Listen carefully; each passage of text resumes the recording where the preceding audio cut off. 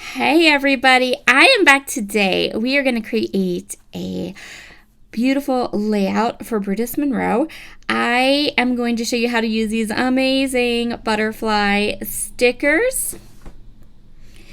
They are foilable. You can kind of see here I'm showing you. I think I tried to pull them up to try to show you, and of course my nails are super thin, so it was catching, but you can see there they're like clear, and then the black part can be foiled, and we're going to foil them. I'm going to teach you how to foil them because do I have a laminator or a fuse?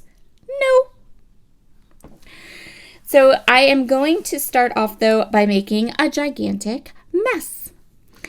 I'm showing you, I have a piece of Not Your Mama's cardstock. I've got this 6x6 cherry blossom paper. I have my pretty butterfly stickers and a fun photo. So this is a just an 8.5 by 11 piece of Not Your Mama's cardstock, and I am pulling in lots and lots and lots of different aqua pigment colors. I am sticking to peach colors, pink colors, and we're going to use a little bit of plum to coordinate with that cherry blossom paper.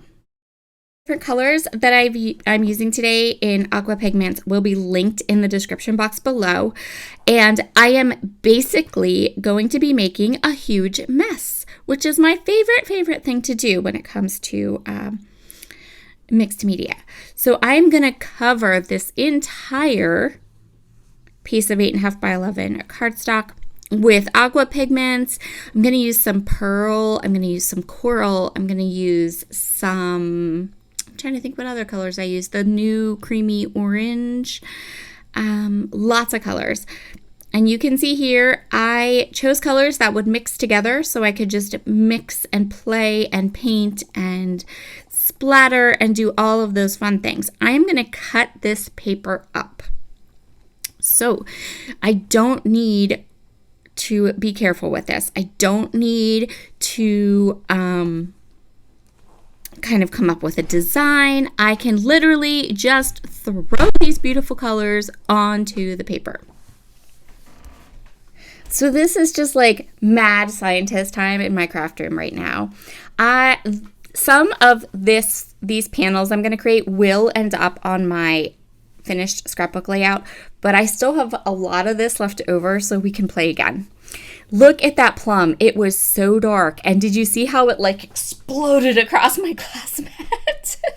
I have no idea what was going on, but it just was lots of plum. I am going to try to keep like the pinks and the purpley colors on the left side of this panel and then some orangey colors on the right. I'm using a wide brush. I really like the look of a wide brush. I like the brush strokes.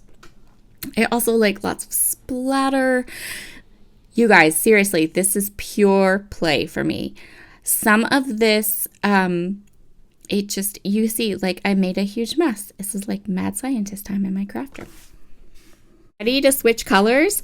I'm not wasting all that paint. I just grabbed another panel of white cardstock and just dipped it right in. And I used the white cardstock basically to clean up my glass mat before I started with the oranges.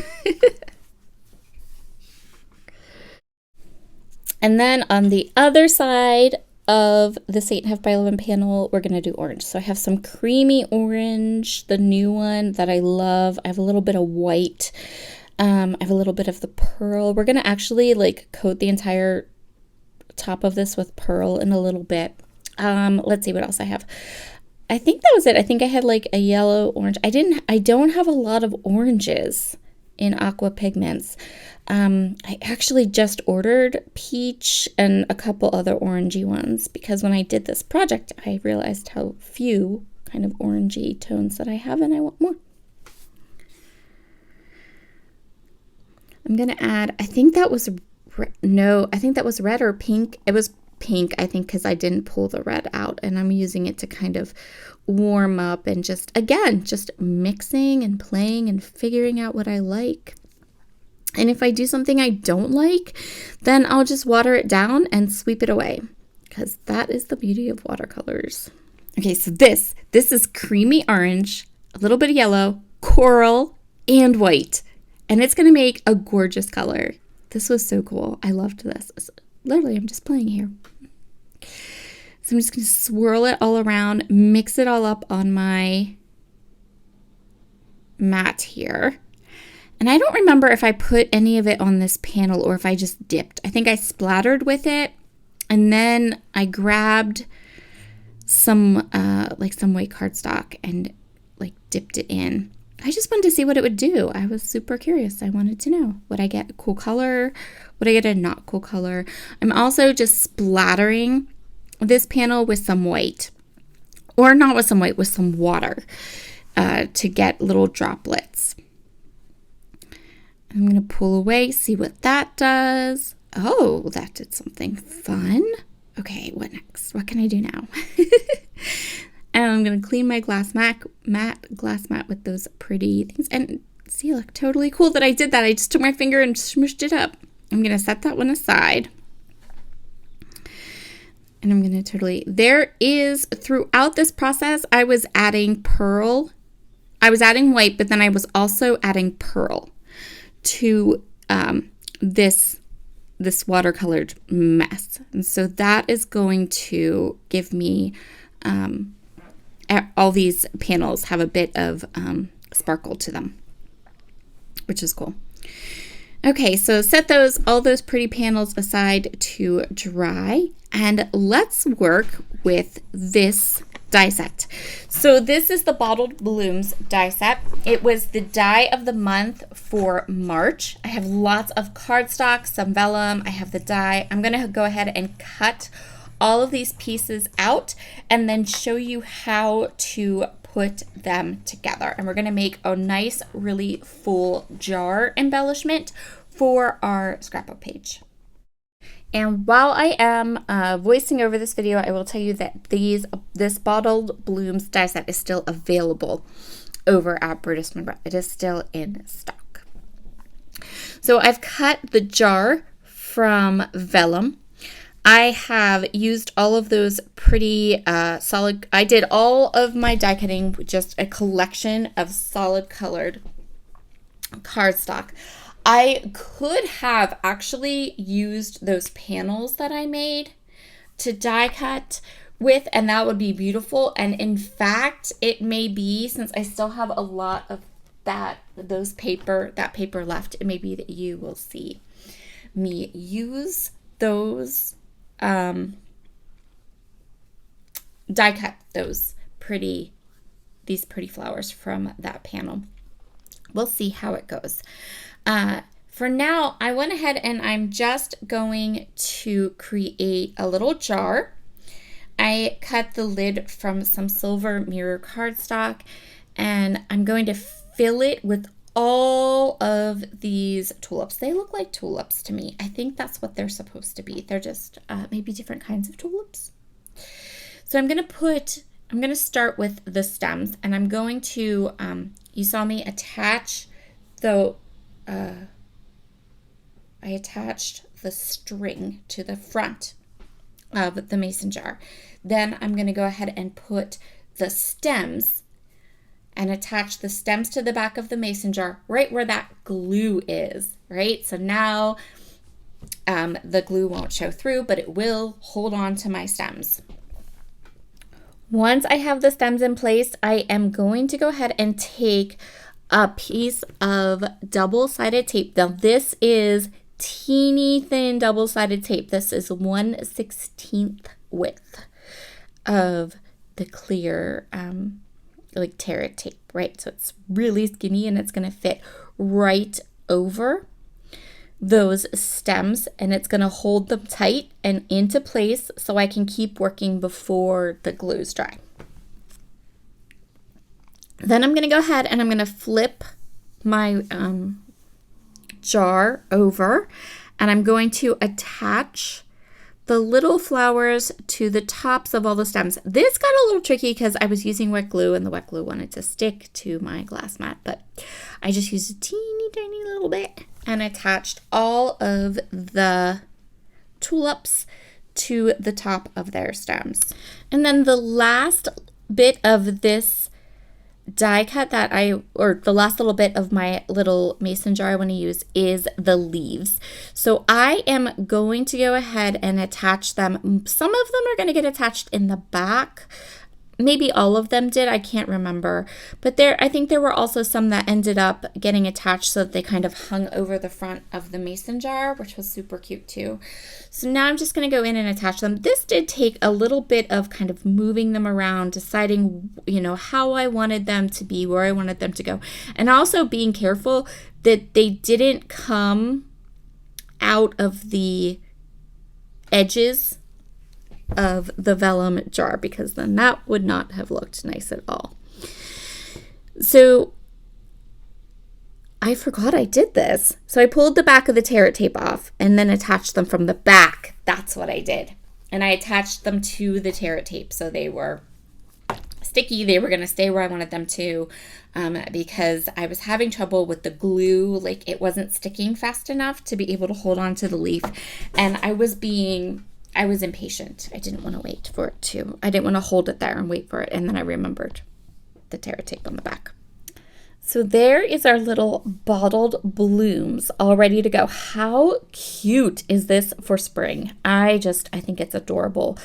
And this die also comes with a whole bunch of like dragonflies and cute little butterflies that I have been using all through the entire month of March.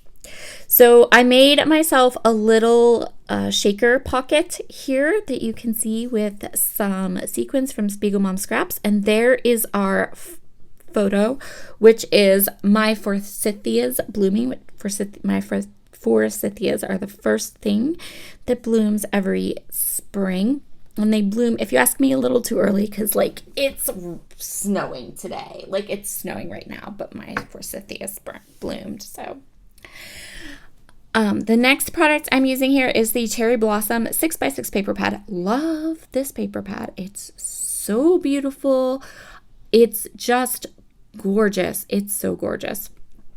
I used it for the back of my little sequin shaker pouch there. And then I also am using it to back my photo. And we're going to use it a couple other places on our finished layout. But first, let's foil some butterflies. In case you haven't noticed, my video today is fairly technique heavy. So I want to show you this little magical thing. So these are foilable butterfly stickers. They are made to be used with a laminator, right? We are going to use them with my Glimmer hot foil machine. So you don't need two machines. You don't need a hot foil machine and a laminator. And the way I'm able to do this is because I have this Pink for Studio hot plate.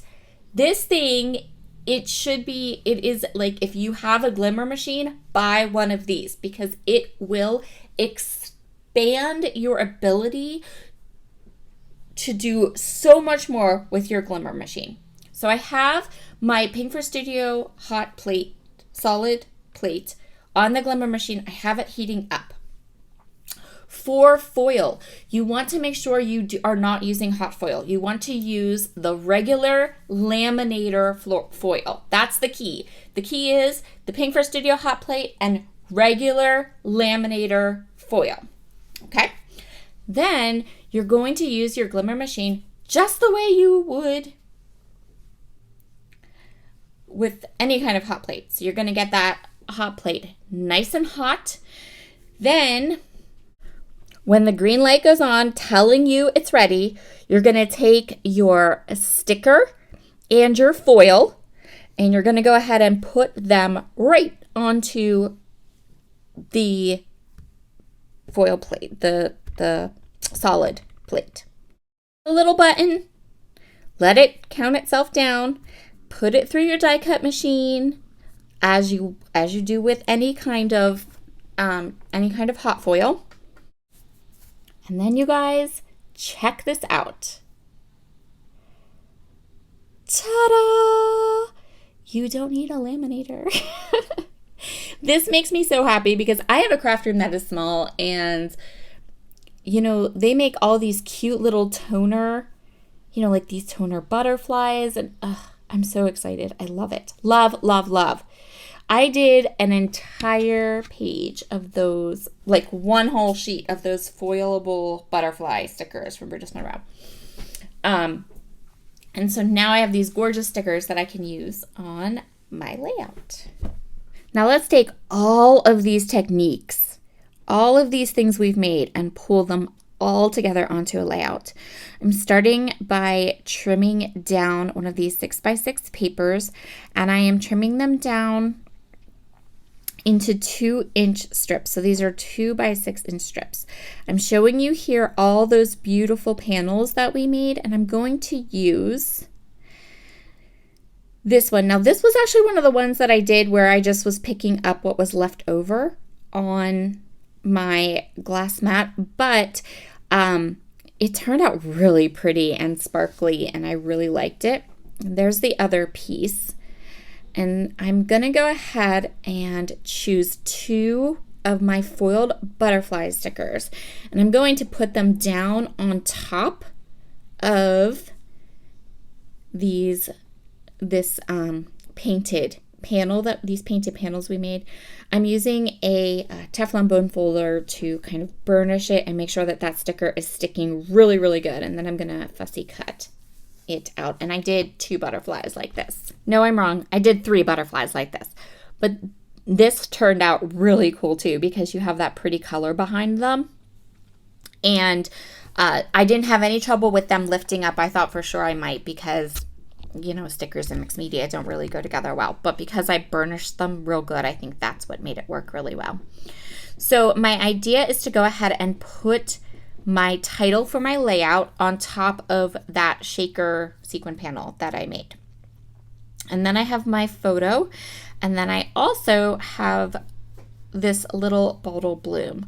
So my plan is to kind of create a shelf across the bottom of my page and then have those 3 elements anchored and on top of that little border across the bottom. And then I'm going to have the butterflies kind of go whoosh up out from behind the sequin panel and the bottle blooms and my picture. So I'm kind of giving you an idea here.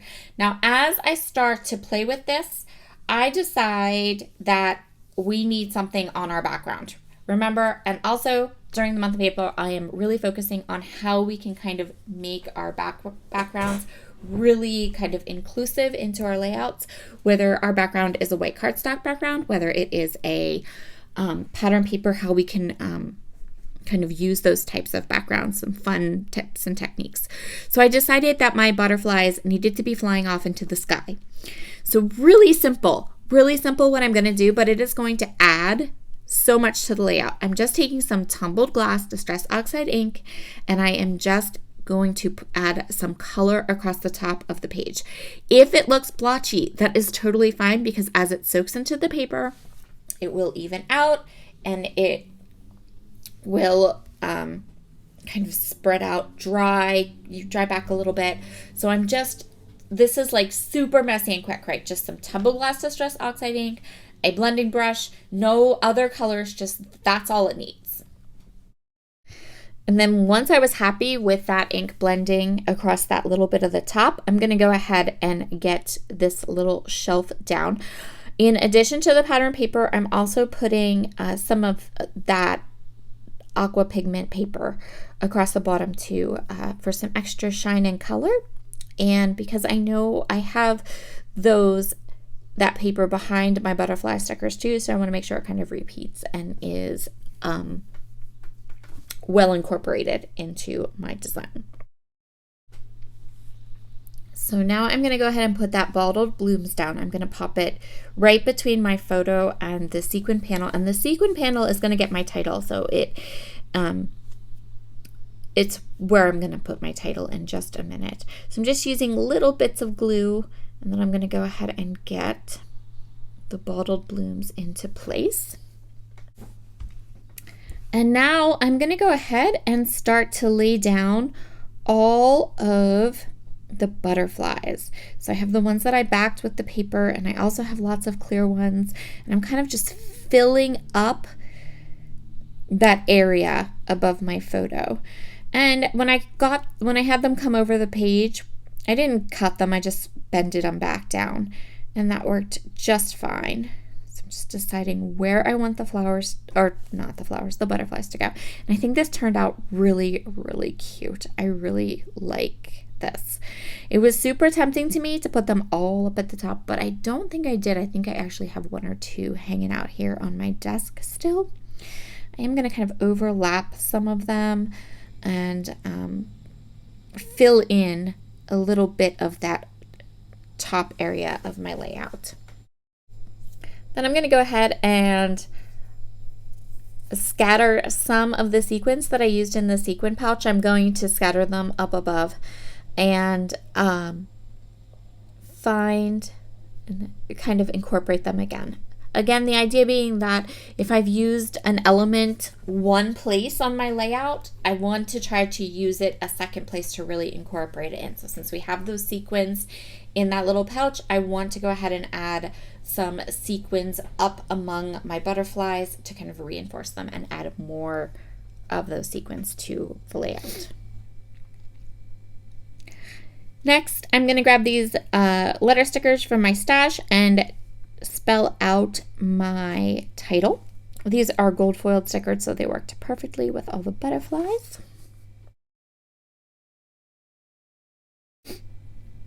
And there is our layout all done. I hope you have enjoyed this fun project today that is full of cool techniques. Don't forget that if any of these products caught your eye, if they are still available online, I will absolutely have the links in the description box below to anything that is available. I usually link up to A Cherry on Top, Brutus, Monroe, and Spiegel Mom Scraps. So if these products are available at those stores, there will be a link in the description box. Thank you so much for joining me today. I hope you have a wonderful, wonderful weekend, and I will talk to you all again very soon. Bye.